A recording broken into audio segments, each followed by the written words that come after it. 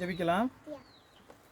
கிருபை நிறைந்த தேவனே, கிருபை அளிக்கிற கடவுளே, நீர் கொடுத்த இந்த வேத வார்த்தைகளுக்காக நன்றி செலுத்துகிறோம். இந்த நாளில் கூட உம்முடைய சமூகத்திலே கூடி வந்திருந்து உம்முடைய வேத வார்த்தைகளை நாங்கள் தியானிக்க ஆண்டவரே வந்திருக்கிறோம். உம்முடைய பரமபோதகராக பரிசுத்தாய கடவுள் எங்களோடு கூட இருந்து இந்த நீதிமானுக்குதல் கொடுத்த சத்தியத்தை நாங்கள் முழுமையாக அறிந்து கொள்ளவும், எங்களுடைய வாழ்க்கையிலே நாங்கள் என்ன நிலையில் இருக்கிறோம், தேவனுடைய நீதி எங்களுக்கு எப்படியாக நாங்கள் விசுவாசிக்கிறோம், நாங்கள் ஆண்டவரே எந்த பிரமாணத்துக்கு கீழாக இருக்கிறோம் என்பதை கூட சரியாக புரிந்து நாங்கள் நீதிமான்களாக்கப்பட்டவர்களா ஆண்டவரே, நாங்கள் இன்னும் ஆண்டவரே துன்மார்க்க வழியிலே உமக்கு முன்பாக குற்றவாளிகளாக இருக்கிறோமா என்பதை கூட நாங்கள் ஆராய்ந்து பார்க்க கர்த்தராய கடவுள் எங்களோடு கூட இருந்து எங்களுக்கு வெளிப்படுத்தவும், எங்களுக்கு உணர வைக்கவும், புரிய வைக்கவும் எங்களுக்கு உதவி செய்யுங்க. ஆண்டவரே, எங்களுடைய வந்திருக்கிற ஒவ்வொருடைய இதயத்தினுடைய நினைவுகளும் சிந்தனைகளும் உம்முடைய சமூகத்திலே பிரியமாக இருக்கட்டும். இயேசு கிறிஸ்துவின் நாமத்தினாலே இந்த ஜெபங்களை ஏறெடுக்கும் நல்ல பிதாவே, ஆமென். ரொம்ப முக்கியமான சத்தியம். இந்த சத்தியம் வந்து பார்த்தீங்கன்னா நீதிமானாக்குதல். நம்ம இந்த நாளில் கூட ரட்சிப்பின் படிமுறைகளில் தொடர்ந்து மனம் திரும்புதலுக்கு அடுத்து நீதிமானாக்குதலை குறித்து தியானிக்க போகிறோம். நீதிமானாக்குதல் இது எவ்வளோ இன்னைக்கு எதுக்காகனா நம்ம சத்தியமெல்லாம் பார்க்குறோம்னா தவறான வழியில் சுவிசேஷனைக்கு சொல்லப்படுது. இங்கே சவுண்டு வரக்கூடாது, பள்ளி வரக்கூடாது, அதோட பேசாத, உங்களோட பேசுறது உட்காரணும், சத்தம் போடாமல் உட்காரணும், யாராவது சத்தம் போடாதீங்க. நீதிமானாக்குதல் குறித்து இந்த நாளில் நம்ம தியானிக்கிறோம். நீதிமானாக்குதலை குறித்து இந்த ரோமர் புஸ்தகம் தான் ரொம்ப தெளிவாக சொல்லுது.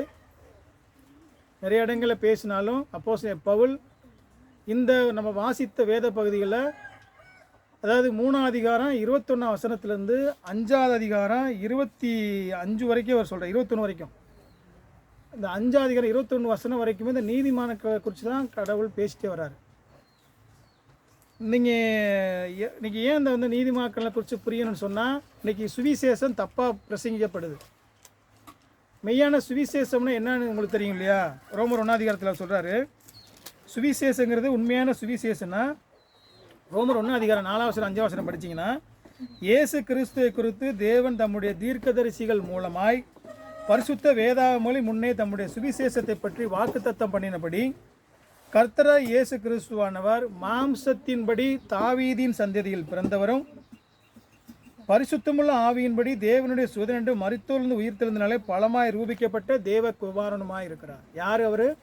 ஆண்டவராக இயேசு கிறிஸ்து. எதுனா சுவிசேஷம். இன்னைக்கு சுவிசேஷத்தை எப்படிலாம் தவறாக பிரசங்கிக்க கூடாதுங்கிறதுக்கு தான் நம்ம இந்த படிமுறைகளை பார்க்குறோம். இன்றைக்கி எப்படியெல்லாம் தவறாக பிரசங்கிக்கிறாங்கிறத தெரிஞ்சால் தான் உங்களுக்கு இந்த தவறான சுவிசேஷத்தில் தப்பாக போகிறத தெரிஞ்சால் தான் நீங்கள் இந்த உண்மையான சுவிசேஷம் தெரியும். சுவிசேஷங்கன்னா இது சுருக்கமாக இதுதான். 1 கொரிந்தியர் 15ஆம் அதிகாரத்தில் சொல்கிறாரு, அவர் ஆண்டவராக இயேசு கிறிஸ்து பல பாடுகள் பட்டு அடக்கம் பண்ணப்பட்டு மரித்து 3ஆம் நாள் உயிரோடு எழுந்தாருங்கிறத அந்த பகுதியை பாதி சொன்னாலும், இந்த இடத்துல ரோமர் 1ஆம் அதிகாரம் 4-5 வசனத்தில் அவர் என்ன சொல்கிறாரு? 4ஆம் அதிகாரம் சொல்கிறாரு, தீர்க்கதரிசிகள் மூலமாக பரிசுத்த வேதாகமங்களில் முன்னே வாக்குத்தத்தம் பண்ணின முன்குறிக்கப்பட்ட பரிசுத்த தேவகுமாரனாய் இயேசு கிறிஸ்துவானவர் அவர் தான் கடவுள். அவர் யார்? மாம்சத்தின்படி தாவீதின் சந்ததியில், மனிதனாக தாவீதின் சந்ததியில் பிறந்தவரும், அதுக்கடுத்து சொல்கிறார் பாருங்க, பரிசுத்தமுள்ள ஆவியின்படி தேவனுடைய குமாரன் என்று உயிரோடு எழுந்ததுனாலே, மரித்து உயிரோடு எழுந்ததுனாலே பலமாய் நிரூபிக்கப்பட்ட தேவனுடைய குமாரன் இவர் தான் ஆண்டவரே. இதுதான் காஸ்பல், இதுதான் சுவிசேஷம். இந்த சுவிசேஷத்தை அன்றைக்கி வந்து கிறிஸ்துவை விட்டுட்டு மற்ற எல்லா வழிகளையும் இன்றைக்கி சுவிசேஷம் சொல்லப்படுது. அப்போ நம்ம இதில் வந்து பார்த்திங்கன்னா கடவுள் இன்றைக்கி தவறான வேலை சுவிசேஷம் சொல்லக்கூடாதுங்கிறதுக்காக தான் நம்ம இந்த வேத பகுதியவே நம்ம இந்த ரட்சிப்பின் படிமுறைகளை நம்ம தியானிக்கிறோம். இன்றைக்கி மனிதன் வந்து என்ன சொல்கிறாங்க, கடவுளுக்கு முன்னாடி நம்ம எப்படி இருக்கோம்னு சொல்லி எல்லா இடத்துல பார்க்குறோம். கடவுள் யார்? நீதிமானாக்குதலை பார்க்குற சத்தியத்தை குறித்து ஒரு காரியத்தை பார்ப்போமே. நிறைய பேர் ஆவிக்குரிய நிலையில் தாகத்தோடு நம்ம பெற்றுக்கொள்ளணும், தாகத்தோடு கற்றுக்கொள்ளணுங்கிற நிலையில் இருக்கிறோம். நிறைய தவறான சுவிசேஷனைக்கு பிரசங்கப்படுறதுனால தான் இன்றைக்கி கடவுளை தேடுகிற, கடவுளை அடைய நினைக்கிறவர் நிறைய பேர் வந்து சரியான வழியில் கடவுளை தேட முடியாமல் இன்றைக்கி வந்து ஒரு விரக்தி அடைஞ்ச நிலையில் போகிறாங்க. அப்படி தான் பார்த்திங்கன்னா ஏற்கனவே வாழ்ந்த நிறைய பேர் இந்த ஒரு சீர்திருத்த சத்தியங்கிறது என்னென்னா பைபிளுக்கு திரும்புறது. வேதத்தை தாண்டி வேதத்துக்கு வெளியே எந்த வித மனித உபதேசங்கள் நம்புறதில்லை. மனிதனுடைய உபதேசங்களை இன்றைக்கி வந்து போதனைகளாக அவங்க இன்றைக்கி போதிச்சு இன்றைக்கி எனக்கு வீணாக ஆராதனை செய்தான்னு சொல்லி கடவுளே சொன்னார். அந்த வீணான ஆராதனை செய்யக்கூடாதுங்கிறத சொல்லதை, ஆனால் இன்றைக்கி ரோமன் கத்தோலிக்கும் அதை ரொம்ப முழுமையாக செஞ்சான். அதை எதிர்த்து தான் வந்து நிறைய பேர் என்ன சொன்னாங்கன்னா, வேதத்துக்குள்ளே தான் எல்லா சத்தியத்தை இருக்கணும், வேதத்தை தாண்டி நீங்கள் எதுவும் மனிதனுடைய உபதேசங்களையும் மனிதனுடைய கிரியைகளையும் நீங்கள் சேர்க்காதீங்கன்னு சொல்லி சொன்னாங்க. அப்போ என்ன பண்ணாங்கன்னா, அன்றைக்குள்ள நாட்களில் இந்த நீதிமான்களுக்கு சத்தியத்தை குறித்து பார்க்குறதுக்கு தான் நான் இவ்வளோ சொல்லி வரேன். இப்போது மார்ட்டின் லுத்தர் ஆரம்ப நாட்களில், அதுக்கு முன்னாடி அகஸ்டின், அதுக்கடுத்து பார்த்தீங்கன்னா அது வாழ்ந்த கால்வினாக இருக்கட்டும், ஸ்பர்ஜனாக இருக்கட்டும், ஜேசி ரயிலாக இருக்கட்டும், டபிள்யூ டோசராக இருக்கட்டும், நிறைய பேர் சீர்த சத்தியத்தை வளர்த்தவங்க இருக்காங்க. அதில் குறிப்பாக நீங்கள் பார்த்தீங்கன்னா மார்ட்டின் லுத்தராக சொல்லலாம். மார்ட்டின் லுத்தர் வாழ்ந்த காலத்தில் இவரும் வந்து இன்றைக்கி ஆர்சி ரோமன் கத்தோலிக்கில் ஒரு ஃபாதராக இருந்தவர். அவர் சர்ச்சு ஃபாதர். அங்கே இருக்கும்போது அவருக்கு வந்து பார்த்தீங்கன்னா இந்த அவர் ரட்சிப்பை குறித்து பேசும்போது, நீ திருச்சபைக்குள்ளே, அதாவது ஆர்சி சர்ச்சுக்குள்ளே வந்துட்டால் நீ ரட்சிக்கப்பட்டுருவா, நீதிமன்றம் ஆக்கிடுவோன்னு சொன்னாங்க. அது இல்லாமல் அவருக்கு தான் உங்களுக்கு ஏற்கனவே சொல்லியிருக்கேன், அந்த மனிதனுடைய சடங்குகளை மத சடங்குகள் நிறையா ஃபாலோ பண்ணார். அதில் குறிப்பாக பார்த்தீங்கன்னா பாவ மன்னிப்பு சீட்டாக இருக்கட்டும், உத்தரிப்பு ஸ்தலத்தை குறிச்சாக இருக்கட்டும், இதெல்லாம் ரொம்ப விசுவாசிச்சு. அது இல்லாமல் என்ன செஞ்சாங்கன்னா, அவர் இந்த பிளாத்துக்கு முன்னாடி ஆண்டவராக இயேசு கிறிஸ்து சிலுவையில் வந்து நிற்கும்போது தீர்ப்பு எழுதப்பட்ட ஒரு படி இருந்துச்சு. அந்த படியை தூக்கியாந்து இங்கே வச்சு அதில் ஏறி ஒவ்வொரு படியாக ஏறி முத்தம் கொடுத்து முண்டிக்காலில் போட்டு ஏறுவாங்க. முத்தம் கொடுப்பாங்க, திருப்பி ஒரு படி ஏறணும், முத்தம் கொடுத்து ஏறுவாங்க. அதே மாதிரி காலையிலையும் சாயந்தரமும் ஏறணும், பாமாலை செய்யணும். இதெல்லாம் செஞ்சு பார்க்கும்போது அவருக்கு வந்து ஆவிக்குரிய நிலையில் விரக்தி அடைந்த நிலையில், நான் கடவுளோட உறவாடுகிற எந்த விதமான சமாதானமும் அவருக்கு திருப்தியே இல்லை. அந்த நிலையில் இருக்கும்போது தான் அவர் இந்த ரோமர் புஸ்தகத்தை படிக்கிறார். இப்போ இதை கூட நீங்கள் வந்து ஒரு சின்ன நம்ம ஒரு எளிமையாக இருக்கும்போது ஒரு கதையோடு நான் சேர்ந்து படித்தேன். இன்றைக்கி உலகத்தில் வந்து மிகப்பெரிய விவசாயி, நல்ல விவசாயம் பண்ண ஒருத்தர் நடுக்காட்டில், அவனுக்கு அந்த தேசத்தில் மழையில் இல்லாமல் நிறைய பேர் விவசாயத்தை விட்டு ஓடுறாங்க. அவர் மட்டும் ஒரு ஆள் மட்டும் நின்று விவசாயத்தில் போராடுறாரு. மழை இல்லை, திருப்பி தண்ணி போடுற தண்ணி இல்லை.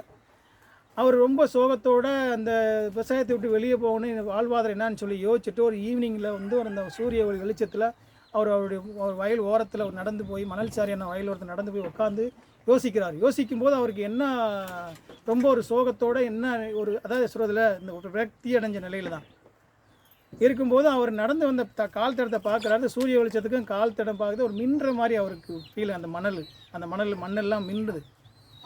அவர் மண்ணை நினச்சிட்டு திருப்பி அதை கொஞ்சம் போல் அள்ளி அந்த தங்க செய்கிற ஆசாட்டி கொண்டு காமிக்கிறாரு. அவர் தான் சொல்கிறார், இது மண் இல்லை, இது தங்களுடைய துகள் அப்படிங்கிறார். அப்போ அவருக்கு என்ன மாதிரியான ஒரு மகிழ்ச்சி இருக்குமோ அதை விட பல மடங்கு மகிழ்ச்சியைத்தான் மார்ட்டின் லுத்தர் கண்டதாக அந்த இடத்துல அவர் பதிவு பண்ணுறார். எப்படி ஆவிக்குரிய நிலையில் விரக்தி அடைஞ்ச நிலையில் எத்தனையோ மத சடங்குகளையும் மத சம்பிரதாயத்தையும் எவ்வளோ ஒரு மனித உபதேசங்களையும் அவர் கை கொண்டோம், அவருக்குள்ள ஆத்மாவில் எந்த திருப்தியோ எந்த விதமான ஒரு சமாதானமோ கடவுளோட உறவில் இருக்கிற அந்த ஃபீல் இல்லாமல் வாழ்ந்த அந்த மனிதனுக்குள்ளே இந்த ரோமர் புஸ்தகத்தை எடுத்து வாசிக்கிறாரு. அந்த ரோமர் புஸ்தகத்தில் 1:10 படித்த இடத்துல நிறைய பேர் சொல்லியிருக்கோம், விசுவாசத்தினால நீதிமான் பிழைப்பான். இது விசுவாசத்துக்கு அந்த வசனம் பார்த்தீங்கன்னா, அது விசுவாசத்துக்கென்று விசுவாசத்தினால் உண்டாகும் தேவநீதி விசுவாசத்துக்கென்று சுவிசேஷத்தினால் வெளிப்படுத்தப்பட்டிருக்குது. இந்த வசனத்தை படிக்கிறாரு, மறுபடியும் படிக்கிறாரு, மறுபடியும் படித்து பார்க்குறாரு. இது சம்மந்தப்பட்ட எல்லா இணை வசனங்களை, இதோடு சம்மந்தப்பட்ட எல்லா வசனங்களையும் படித்து பார்க்குறாரு. அவன் என்ன சொல்கிறான், ரட்சிப்பு வந்து திருச்சபையினால் இருக்குது, அவன் திருவிருந்து ஞானஸ்நானத்தினால இருக்குது, அவன் இருக்கிறவங்க 7 சாக்கிரமத்தினால இருக்குது, அங்கே செய்கிற மத சடங்குனால இருக்குதுன்னு சொல்லி அவன் போதிச்சுட்டு இருக்கான். ஆனால் விசுவாசம் தேவனுடைய நீதினால் கிடைக்குது. அது விசுவாசத்துக்குன்னு சுவிசேஷத்தினால அது வெளிப்படுத்தப்பட்டிருக்கு. அந்த சுவிசேஷம் என்னன்னு சொல்லி வரலாம் ஆராய்ஞ்சு கண்டுபிடிக்கும் போது தான் அந்த விவசாயி எப்படி தங்க புதையலை கண்டுபிடிச்சானோ, அந்த மண்ணெல்லாம் எப்படி அவனுக்கு தங்கமாக இருக்குன்னு தெரியாமல் அவன் விரக்தியாக இருந்தானோ, அதை அடையும் போது எந்த அளவுக்கு அவன் தங்க குவியலை கண்டானோ அதை விட மேலான சந்தோஷத்தை அவர் அடைஞ்சதான் இவர் எழுதுகிறார். அப்போது அவருடைய மனநிலை எப்படி இருந்திருக்கும், அவருடைய இந்த விசுவாசத்தினுடைய கதவு திறக்குது. இதெல்லாம் படிக்கும்போது பரலோகமே அவருக்கு முன்னாடி நிற்கிற மாதிரி ஒரு கனவு அவர் வந்து அப்படியான உணர்வுகளை அடைகிறாரு. அதுக்கு எடுத்து தான் அவருடைய மார்ட்டின் லுத்தர் தான் அந்த சீர்திருத்த சத்தியத்துக்கு அடித்தளமிட்ட ஒரு மிகப்பெரிய ஒரு பரிசுத்தவான். அவருடைய படிக்கப்பட்ட வசனம் என்னது, ஒரே ஒரு வசனம் தான், விசுவாசத்தினால நீதிமான் பிழைப்பான். இது போல் நிறைய பேர் உங்களுக்கு ஏற்கனவே சொல்லியிருக்கேன். அகஸ்டின் இந்த 13:13 ரோமர் 13:13 கோ அண்ட் ரீட்னு சொல்லி படிக்கும்போது அவருக்கு அந்த ஒரு கனவு, அவனுக்கு அவருடையான ஒரு உணர்வுப்பட்டு அவன் வேசித்தனத்திலேருந்து அந்த பிரச்சாரத்திலேருந்து மனம் திரும்பி அவர் மிகப்பெரிய இவர் வந்து 4ஆம் நூற்றாண்டில் வாழ்ந்தவர். யார், அகஸ்டின். இவர் 17ஆம் நூற்றாண்டில் வாழ்ந்தவர். அந்த 1300 வருஷத்துக்கு பின்னாடி வந்தவர் இவர். அவர் வாசித்த அதே ரோமர் புஸ்தகம் தான் உங்களுக்கு எனக்கு இருக்குது. அவங்க படித்து அவங்களுக்கு அவ்வளோ பெரிய ஒரு வெளிச்சத்தை, வேத வெளிச்சத்தை கொடுத்த அதே ரோமர் புஸ்தகத்தை எனக்கு கையில் இருக்குது. ஆனால் அப்படியான ஒரு புதையலை நம்ம பார்த்ததாவோ அப்படியான உணர்வோ நம்ம அந்த வேதம் படிக்கும்போது அப்படியான ஒரு சந்தோஷம் மகிழ்ச்சி உங்களுக்கு எனக்கு இருக்கான்னு சொல்லி நீங்கள் நம்ம யோசிச்சு பார்க்கணும். வேதத்தை எந்த அளவுக்கு நம்ம சரியான, ஏன்னா அன்றைக்கி வேதத்தை படிக்க முடியாது, அவன் வேதம் கொடுக்க மாட்டான். அன்றைக்கி யார் அது லத்தீன் மொழியில் மட்டும்தான் இருந்தாமல் நிறைய நீங்கள் காரியத்தில் பின்னாடி போனீங்கன்னா அதுக்கு நிறைய நேரம் ஒதுக்கணும். அப்படியான சூழ்நிலைகளில் அந்த வேதத்தினுடைய மகத்துவத்தை அவங்க படிக்கும்போது வேத வார்த்தையினுடைய வல்லமையை விளங்கி கொண்டாங்க. அப்போ ஒரு மனிதன் ரட்சிக்கப்படுவதற்கு உலகத்தினுடைய எந்த விதமான காரியமோ மனிதனுடைய உபதேசமோ மனிதனுடைய எந்த விதமான நற்காரியமோ நற்செயல்களோ தேவையில்லை. முழுக்க முழுக்க இது தேவ நீதினால தான் வெளிப்படுத்தப்பட்டிருக்கு. அதை நம்ம பார்க்க போகிறோம். அப்போ அப்படியான ஒரு காரியத்தை ஆண்டவர் இந்த இடத்துல வெளிப்படுத்தி வைக்கிறாரு. அன்றைக்கி இருந்தவங்க பார்த்தீங்கன்னா இந்த ரோமர் நிருபத்தை குறித்து பேசும்போது நிறைய நம்ம பேசியிருக்கோம். இது ஒரு கிறிஸ்தவனுக்கு உரிமை சாசன பத்திரம் அப்படின்னா என்ன தெரியுமா உங்களுக்கு? உரிமை சாசன பத்திரம். இது எனக்கான உயில், என் சொத்துக்கான என்னுடைய உரிமைக்கான உயில் பத்திரம் தான் ரோமர் புஸ்தகம். ரோமர் 8ஆம் அதிகாரம்ல நீங்கள் உட்காந்து படித்து பாருங்கள். உங்களால் ஒரு ரட்சிக்கப்பட்ட விசுவாசிக்கு எவ்வளவு ஆசீர்வாதம்லாம் நீங்களால் சொல்லவே முடியாது. அப்படி இருக்கும் அந்த இதில் மொத்த வேதத்திலேயே. அதான் ஒன்று சொல்கிறேன் உங்களுக்கு, நிறைய தடவை சொல்லியிருக்கேன், நீங்கள் திருப்பி விளங்கிக்கோங்க. ரோமர் புஸ்தகத்தினுடைய சத்தியம் உங்களுக்கு விளங்கலைன்னு சொன்னால் முழு வேதாகமத்தினுடைய எந்த சத்தியமும் விளங்காது. அவ்வளோ ரொம்ப முக்கியமானது ரோமர் அந்த கடிதம். இன்றைக்கி ரோமர் இருக்கிற யூதர்களுக்கு அப்போஸ்தலன் பவுல் ரோமாவரி திருச்சபையில் சாகிறதுக்கு முன்னாடி இது எழுதுகிறார். இதுக்கு பின்னாடி ஒரு சில நிருபங்களை எழுதினார். ஆனால் ரோமிலிருந்து எழுதும்போது இந்த நிருபம் எழுதும்போது தான் அவருக்கு மிகப்பெரிய சிறை இருப்பில் தான் எழுதுகிறார். அப்போது இப்படி இன்றைக்கி பார்த்தீங்கன்னா இன்றைக்கி கோலியான கள்ள பேதனைகள்லாம் அவங்க நீக்கி இருக்கும்போது இப்படி ஒரு மிகப்பெரிய வெளிச்சத்தை கொடுத்தது இந்த ரோமர் புஸ்தகம். அதுவும் இந்த ஒரு வார்த்தை விசுவாசத்தினால நீதிமான் பிழைப்பான்னு சொல்கிறது. சுவிசேஷத்தின் மூலமாக விசுவாசத்திற்கென்று சுவிசேஷத்தின் மூலமாக அந்த விசுவாசம் நம்ம விசுவாசத்தினுடைய தேவநீதி உங்களுக்கு எனக்கு வெளிப்படுத்தப்பட்டிருக்குன்னு சொல்லுது. அது என்ன தேவநீதிங்கிறத நம்ம தியானிக்க போகிறோம். அப்போது நீங்கள் இதில் பார்த்தீங்கன்னா இன்னும் கூட பார்த்தீங்கன்னா இந்த நீதிமான் மானாக்குதல் இப்படியான வார்த்தைகள் அதிகமாக பவுல் இதில் பயன்படுத்துகிறார்.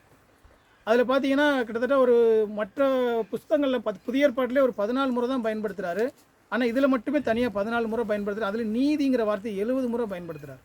அவ்வளோ ரொம்ப முக்கியமான ஒரு காரியமாக தான் இந்த இடத்துல அவர் நீதிமானக்குதலை குறித்து சத்தியத்தை எழுதுகிறார். ஏன்னா இதனுடைய கருப்பொருளே என்ன, எதுக்காக இந்த நோக்கம் இந்த புஸ்தகம் எழுதப்பட்டதுன்னா, ஒரு மனிதன் எப்படி நீதிமான், கடவுளுடைய முன்னாடி குற்றவாளியாக இருக்கிற மனிதன் எப்படி நிரபராதியாக தீர்க்கப்படுகிறான், அவன் எப்படி குற்றமற்றவனா நிரபராதியாக கடவுளால் விடுதலை செய்யப்பட்டவன் என்று கடவுள் அவனை தீர்க்கிறார் அப்படிங்கிறதான் முக்கியமான சத்தியம். அதன் அடிப்படையில் இந்த வேதம் முழு எழுதுகிறார். அதனால தான் உங்களுக்கு இந்த அதிகாரத்தை படிக்கும்போது நீங்கள் ரொம்ப கவனிக்கணும். எப்படி கவனிக்கணும்? அப்போஸ்தலன் பவுல் என்ன பண்ணுறாரு, முழு மனுக்குலத்தை எங்கே கொண்டு போகிறாரு? கோர்ட்டுக்குள்ளே கொண்டு போகிறார். பிதாவைய கடவுள் நீதிபதியா, நீங்கள் நான் குற்றவாளியா, அவர் பவுல் அந்த இடத்துல வாதிடுறாரு. அதனால தான் முதல்ல சொல்கிறாரு, எந்த மனிதனும் கடவுளை அறியலைன்னு சொல்ல முடியாது. பிரஜாதிகளாம் குற்றவாளி. ஏன்? தேவனை அறிந்தும் அவன் அறியாமல் இருக்கிறான். 1ஆம் அதிகாரம் எடுங்க, ரோமர் 1ஆம் அதிகாரம். அதில் 19வது 20 நான் சொல்லி பாருங்கள். சத்தியத்தை அநியாயத்தினாலே 18 பாருங்க. சத்தியத்தை அநியாயத்தின் அடைப்பு மனுஷன் எவ்வளவு எல்லாவித அவபத்து அநியாயத்தை வெளிப்படுத்தப்பட்டு இருக்குது. தேவனை குறித்து அறியப்படுவது அவர்களுக்குள்ளே வெளிப்படுத்தப்பட்டு எல்லா மனுஷனுக்கும் மனசாட்சி மூலமாக படைப்புகள் மூலமாக கடவுள் ஒருவர் இருக்கிறாங்க, எல்லாரும் வெளிப்படுத்திருக்காங்க. அதனால தான் கடவுள் இருக்கிறதுன்னு சொன்னதுனால தான் அவன் ஏதோ ஒரு கடவுளை தேடுறான். அவனுக்குள்ள அந்த உணர்வு இருக்குது. அவன் எந்த கடவுளை தேடுறாங்கிறதுலாம் பிரச்சனை இல்லை. ஆனால் அவனுக்குள்ள அந்த கடவுளை தேடக்கூடிய உணர்வோ மனசாட்சி இந்த இவ்வளோ பெரிய படைப்பு இருக்குது அப்படின்னு சொல்லி கடவுள் இதெல்லாம் வெளிப்படுத்திருக்கான்னு சொல்கிறாரு. அவன் யாருமே அதனால அடுத்த வசனம் சொல்கிறாரு, காணப்படாதவைகளாக அவருடைய நித்திய வல்லமை தேவத்துவம் என்பவைகள் உண்டாக்கப்பட்டிருக்கிறனாலே உலகம் உண்டான முதற்கொண்டு தெளிவாய் காணப்படும். அதனால் அவர்கள் போக்கு சொல்ல இடமில்லை. அவர்கள் தேவனை அறிந்தும், அவர்கள் தேவனை யாருன்னு தெரியும். யார் சொல்கிறார்? புரஜாதிகளை சொல்கிறார், யூதரை சொல்லலை. அவர்கள் தேவனை அறிந்தும் அவரை தேவனென்று மகிமைப்படுத்தாமலும் ஸ்தோத்திரியாமலும் இருந்து அப்படின்னு சொல்கிறார். அப்போ தேவனன்னு தெரியும். காரணம் என்ன? புரஜாதிகள்லாம் குற்றவாளி, அவன் கடவுளை தேட மாட்டான், இவெல்லாம் குற்றவாளி கடவுளுக்கு முன்னாடி அப்படின்னு சொல்கிறாரு. ரெண்டாவதெல்லாம் யூதர்களை சொல்கிறார். 2ஆம் அதிகாரத்தில் பார்த்தீங்கன்னா 2ஆம் அதிகாரத்தில் யூதர் ஆகப்படி இவங்கெல்லாம் முதல் அதிகாரத்தில் ஃபுல்லாக அவங்களுக்கு குற்றவாளின்னு சொல்லிட்டு புரஜாதிகள் எல்லாம் நீ தெளிவாக பின்னாடியெல்லாம் படித்து வந்தீங்கன்னா எப்படி எப்படிலாம் குற்றவாளின்னு சொல்கிறார் அவர். 2ஆம் அதிகாரத்தில் ஆகையால் மற்றவர்களை யூதர்களை சொல்கிறாரு, மற்றவர்களை குற்றவாளியாக தீர்க்கிற நீ யாராலும் சரி போக்கு சொல்ல உனக்கு இடமில்லை. நீ குற்றமாக தீர்க்கிற எவைகளோ அவைகளை நீயே செய்கிறபடியால் நீ மற்றவர்களை குறித்து சொல்லுகிற தீர்ப்பினாலே உன்னைத்தானே குற்றவாளியாக தீர்க்கிறாய் அப்படின்னு சொல்லிட்டு 17 வசனம் வாங்க. அப்படியே அன்றியும் நியாயப்பிரமாணம் 17 நீ யூதன் என்று பெயர் பெற்று நியாயப்பிரமாணத்தின் மேல் பற்றுதலாக இருந்து தேவனை குறித்து மேன்மை பாராட்டி நியாயப்பிரமாணத்தினால் உபதேசிக்கப்பட்டவன் அவருடைய சித்தத்தை அறிந்து நன்மை என்று வரையிருக்கிறாயே.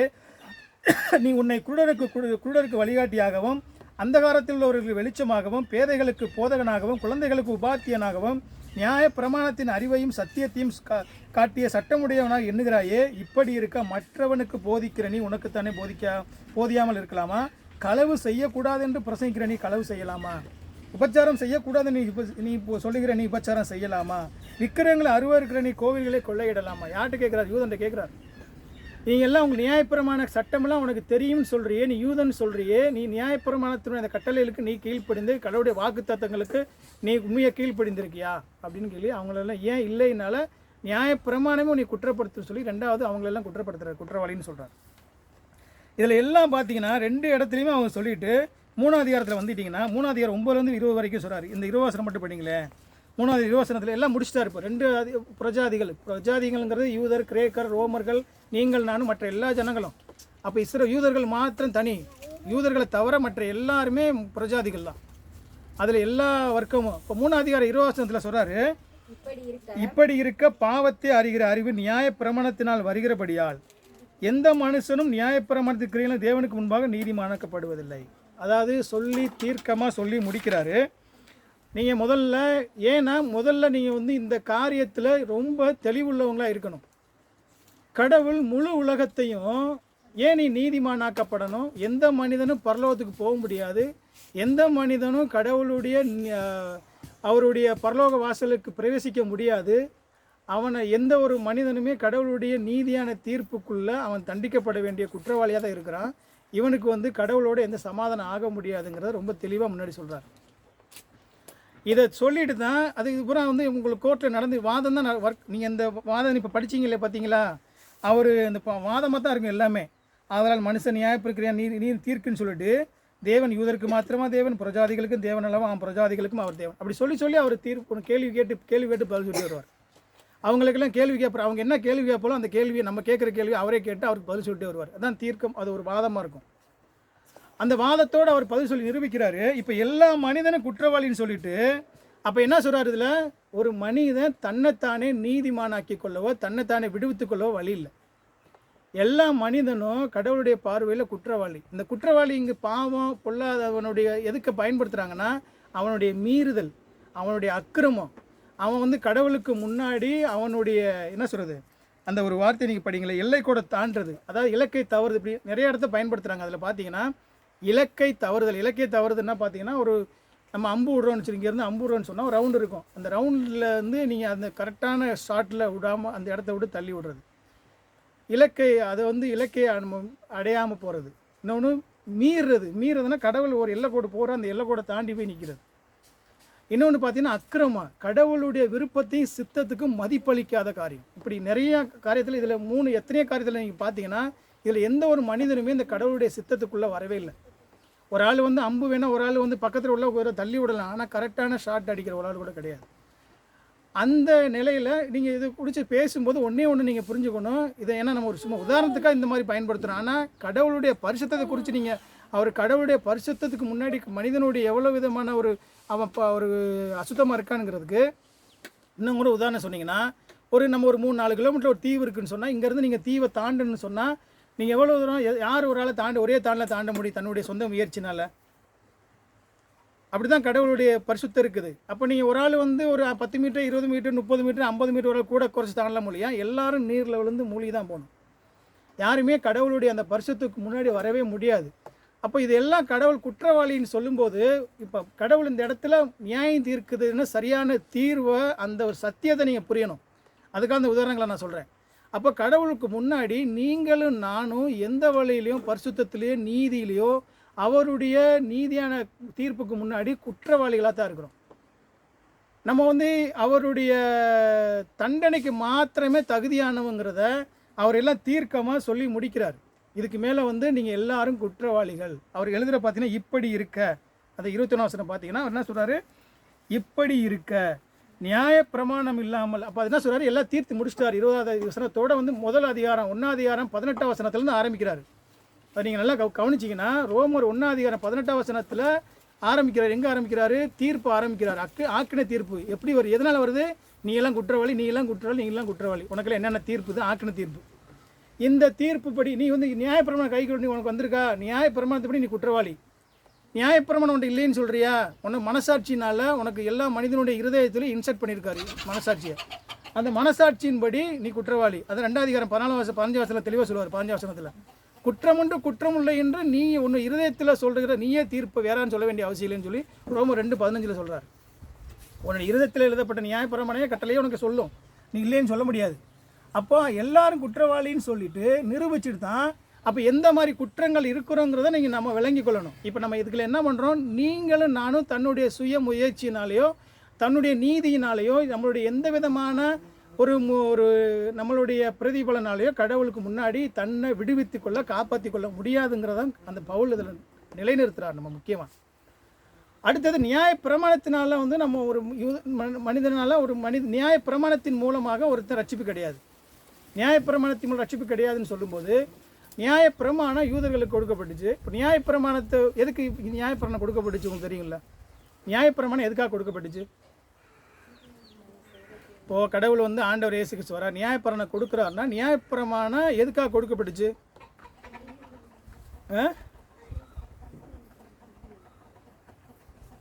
புரியல, சொல்லுங்க. 20 வசனம் படிங்க. 3:20 படிங்க. இப்படி இருக்க பாவத்தை அறிகிற அறிவு நியாயப்பிரமாணத்தினால். அவ்வளோதான், போதும். பாவத்தை அறிகிற அறிவு. பாவம்னா உங்களுக்கு என்னன்னு தெரியணும்னு சொன்னால் நியாயப்பிரமாணம் கொடுத்ததுனால பாவம்னா என்னன்னு தெரியும். உங்களுக்கு பாவம்னா ஒரு நியாயப்பிரமாண சட்டலை கொடுத்ததுனால தான் நீங்கள் பாவம்னா உங்களுக்கு என்னென்னு தெரியும். இல்லாட்டி உங்களுக்கு பாவம்னா எதுவும் தெரியாது. கடவுள் எவ்வளோ பரிசுத்தம் உள்ளவராக இருக்கிறார், எவ்வளோ நீதி உள்ளவராக இருக்கிறார், அவர் எவ்வளோ எல்லையற்ற தேவனாக இருக்கிறாருங்கிறத இந்த நியாயப்பிரமாண கட்டளை சொல்லுது. அந்த நியாயப்பிரமாண கட்டளை வந்து நான் எப்படி இருக்கேன்னு என்ன சொல்லுது. இப்போ இந்த நியாயப்பிரமாண கட்டளை என்ன தெரியுங்களா? இந்த நியாயப்பிரமாண கட்டளை என்ன இருக்குது? இந்த நியாயப்பிரமாணத்தினால ஒருத்தர் நீதிமானாக்க முடியாதுன்னு என்ன அர்த்தம்? நியாயப்பிரமாண கட்டளை உங்களுக்கு கொடுத்தாச்சு. இப்போ நியாயப்பிரமாண கட்டளை நீங்கள் கடைபிடிக்கணும். ஆனால் கடைபிடிச்சு நீங்கள் சரியாயிட முடியுமா? அதை நிறைவேற்றுறதுக்கு எந்த மனிதனாலும் முடியுமா? அதில் என்ன எதுக்காக நியாயப்பிரமாணம்? அப்போ ஏன் கடவுள் ஒன்று முடியாத எப்படி மனிதனுக்கு கொடுப்பாரு? கேள்வி வைக்கலாம் இல்லையா? இப்போ நிறைய பேர் என்ன சொல்கிறாங்கன்னா, போலியான கள்ள உபதேசங்களை போகிறதுக்கு நான் காரணம் சொல்லிக்கலாம் நியாயப்பிரமாண கட்டளை தேவையில்லைங்கிறாங்க. 10 கட்டளை இன்றைக்கி தேவையில்லைங்கிறாங்க. இன்றைக்கி வந்து கடவுள் சிலுவையில் செஞ்சு முடிச்சாலும் 10 கட்டளை தேவையில்லைங்கிறாங்க. அதுவும் தப்பு.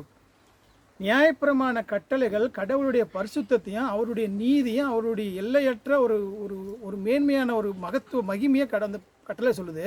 அதே நேரம் அது என்ன காமிக்குது? இந்த நியாயப்பிரமாண கட்டளை வந்து கண்ணாடி மாதிரி. எனக்கு நான் கண்ணாடிக்கு முன்னாடி நின்னேன்னா என் முன்னாடி நான் என்கிட்ட எப்படி இருக்கோ அது அப்படி காமிக்கும். கண்ணாடி எனக்கு வந்து சரி பண்ணாத. அதை நான் எப்படி இருக்கணும், எனக்கு வந்து முடி சுருண்டிருக்கா, இல்லை நான் வந்து எனக்கு உள்ள கலர் பூசியிருக்கேன்னா, இல்லை ஏதாவது எனக்கு அந்த முன்னாடி எனக்கு தெரியாமல் மூஞ்சியில் வேறு என்ன இருக்குது, எனக்கு 10 இருக்கா, இல்லை வேறு காயம் இருக்கான்னு சொல்லி எனக்கு கண்ணாடி வேணை காமிக்க முடியல. அதை சரி பண்ணக்கூடான எந்த திராணையும் கண்ணாடி கிடையாது. அந்த கண்ணாடி என்ன யாருன்னு காமிக்கிற ஒரு கண்ணாடி தான் நியாயப்பிரமாணம். அந்த நியாயப்பிரமாணத்தின் மூலமாக என்னால் வந்து அது என்னை வந்து அது காப்பாற்றவோ, என்னை வந்து அது கடவுளுக்கு முன்னாடி ஒப்புரவாக்கவோ, கடவுளோட என்னை சமாதானாக்கவோ நியாயப்பிரமாணம் முடியாது. நியாயப்பிரமாணம் கொடுக்கப்பட்டதனுடைய முக்கியமான நோக்கம், நீ எவ்வளவு மோசமான நிலையில் இருக்கிற, கடவுள் எவ்வளோ எல்லையற்ற பரிசுத்தமுள்ள நீதி உள்ள கடவுளாக இருக்கிறங்கிறத நீங்கள் அதை தெரிஞ்சுக்கணும் முதல்ல. அப்போது என்ன சொல்கிறாரு? உன்னுடைய சுய முயற்சியில் தான் இந்த இதில் அவர் பயன்படுத்துகிறாரு. தன்னுடைய முயற்சினால் தன்னால் விடுவித்து கொள்ள முடியாது. இன்றைக்கி என்ன மனிதன் என்ன செய்கிறான்? எல்லா இடங்களையும் நடக்கிற என்னன்னா தன்னுடைய சுய முயற்சினால் கடவுளை சமாதானப்படுத்த நினைக்கிறான். எல்லா இடங்களையும் நடக்குது. இன்றைக்கி எல்லா மதங்கள்லையும் இதுதான் முக்கியமாக நடக்குது. கடவுளோட நான் செய்கிற கிரியைகள் அடிப்படையில். ஏன் திருப்பி சொல்கிறோன்னா, இந்த புரிதல் வந்து நம்ம கேட்டால் கூட உள்ளான சத்தியத்தோடு உங்களுக்கு உணர்ந்தது. இப்போ இன்றைக்கி சர்ச்சுக்குள்ளே வர்றவனு ஏன் வந்து அவனால் அப்படியே ஆர்ப்பரித்து அவன் வந்து அந்த ஒரு கத்தி கூப்பாடி போடுறதுனுடைய விளைவு என்னென்னா, நான் கடவுளோட நான் வந்து கடவுளோட சமாதானம் ஆகிட்டேன்னு சொல்லி அவனுக்குள்ளே இருக்கிற அந்த ஒரு உணர்வான ஒரு சிந்தனை வரும்போது அவனை ஒப்புரமாயிட்டு நம்ம நம்புகிறான். இன்றைக்கி இந்த நீங்கள் பார்த்தீங்கன்னா இன்னொன்று நம்ம சிஎஸ்சியில் நான் சின்ன பிள்ளையில் ரொம்ப நாள் செஞ்சது 40 நாள் அந்த லெந்து நாள் அந்த அவங்க சில சொல்கிற ஒழுக்க சட்டங்கள்லாம் அந்த நேரத்தில் கடைபிடிப்போம். 40 நாள் கரிமீன் கடை பக்கமே போகிறதில்ல, சாப்பிட்றதில்ல. நம்ம இன்னும் பார்த்தீங்கன்னா தொடர்ந்து அந்த நேரத்தில் அந்த சனி ஞாயிறுலாம் ப்ரேயர் நடக்கும். அப்போ வந்து பார்த்தீங்கன்னா ஆவிக்குரிய கூட்டமே நடத்துவாங்க. இன்றைக்கி வரைக்கும் டேபிள் போடுவாங்க, பார்த்துருக்கீங்களா? அந்த நேரத்தில் ஆவிக்குரிய கூட்டம் நடக்கும். அப்போ நம்ம சபைக்கு ஒழுங்காக போவோம். தாடி சேவிக்க இது பண்ண மாட்டாங்க, சிறைக்க மாட்டாங்க. நான் செஞ்சுருக்கேன், நான் இருந்தனால சொல்கிறேன். அந்த 40 நாள்லாம் அவ்வளோ இதாக இருக்கும். நான்லாம் எனக்கு தெரிஞ்சு கிட்டத்தட்ட ஒரு 10 வருஷமாவது வந்து நான் காலையில் நான் அந்த 40 நாள் பாசிக்க கடைப்பிடிச்சால் நான்லாம் தொடர்ந்து கடைப்பிடிச்சிருக்கேன். கறி மீனே சாப்பிட்ருக்க மாட்டேன். எவ்வளோ இந்த நம்ம ஒரு திருவிழாலாம் அப்போதைக்கு வரும், ஊர் திருவிழாலாம் வரும். அப்போ கூட நான் வந்து எல்லோரும் இருப்பாங்க, நான் அந்த பக்கம் தலையிட மாட்டேன். அதில் நான் தனியாக இருப்பேன். அப்போ அவ்வளவு இதாக கடைப்பிடிச்சிட்டு இப்போ என்ன நினைக்கிறோம், இதில் என்ன செய்கிறோம் பாருங்கள் நீங்கள். இப்போ நான் என்னுடைய முயற்சினால் நான் கடவுளுக்கு முன்னாடி நல்லவனாக காமிக்கிறேன். இப்போ எவ்வளோ பெரிய அது மோசமான என்ன நினச்சி பாருங்களேன். நான் என்னுடைய நடிப்பை, என்னுடைய என்ன சொல்கிறது, நான் செய்கிற அந்த ஒரு ஒரு நாடகத்தை கடவுளுக்கு முன்னாடி நான் போய் அதை நடித்து காமிக்கிறேன்.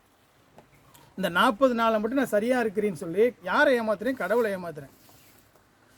அப்போ கடவுளுக்கு முன்னாடி இந்த காரியத்தை செய்கிறதுனால நீ யார் என்ன ஒவ்வொரு நாளும் ஒவ்வொரு நிமிஷமும் ஒவ்வொரு செயலை செய்யும் போதும் ஆவியான எனக்குள்ளே இருக்கிறாரு, என்னுடைய பாவத்தை உணர்த்துறாரு.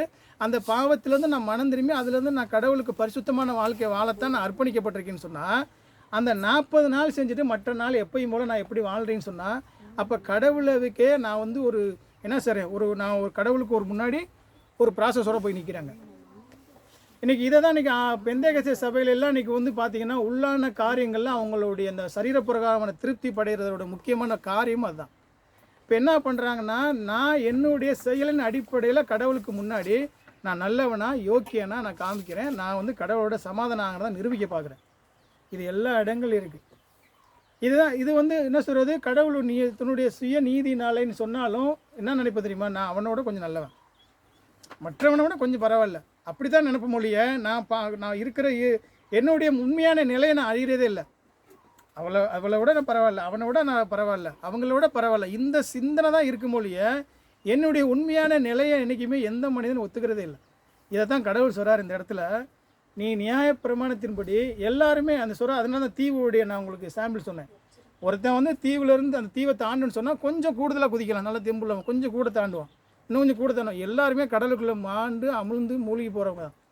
யாருமே அந்த கடவுளுடைய எல்லையற்ற பரிசுத்தத்துக்கு முன்னாடி ஒரு மனிதனும் அந்த அவரோட ஒப்புரவாகவோ அவருடைய எதிர்பார்க்குற பரிசுத்தமும் ஒரு மனிதன்ட்டு கிடையாதுங்கிறத வேதம் ரொம்ப தெளிவாக சொல்லுது. ரெண்டாவது நியாய பிரமாணத்தினால. அப்போ நியாய பிரமாணம் கொடுக்கப்பட்டது என்னென்னா, நான் என்ன நிலையில் இருக்கீங்கிறத அந்த இடத்துல காமிக்க. அதனால தான் நீங்கள் 21 வசனம் படிங்களேன். 21 வசனம் படத்தில் இப்படி இருக்க நியாய பிரமாணம் இல்லாமல் தேவநீதி வெளியாக்கப்பட்டு இருக்கிறது. பாருங்கள் எவ்வளோ பெரிய முக்கியமான காரியத்தை ஆண்டவதில் பேசுகிறார் பாருங்கள். எப்படி இருக்குது, இப்படி இருக்க ஒரு ஆள் படிங்க. அதாவது தேவநீதி வெளியாக்கப்பட்டிருக்கு, அதை குறித்து நியாய பிரமாணமும் தீர்க்க தரிசனங்களும் சாட்சியிடுகிறது. அதாவது குற்றவாளியை ஒருவனுக்கு எப்பயுமே நான் வந்து குற்றவாளியாக இருக்கிறதுனால, இந்த நிலையில் இப்படி இருக்கிற நான் நிலையில் இருக்கிறதுனால குற்றவாளி நான் யாருமே கடவுளோடு ஏற்றுக்கொள்ள முடியாது, நான் கடவுளோட ஒப்புரவாக முடியாது, கடவுளுடைய சமூகத்தில் போக முடியாத நிலையில் இருக்கும்போது எனக்கு வந்து மிகப்பெரிய ஒரு வழி திறக்குது. இப்போ நான் என்ன சொல்லுதுன்னா, நல்லா யோசிச்சு பாருங்கள், சிந்திச்சு பாருங்கள்.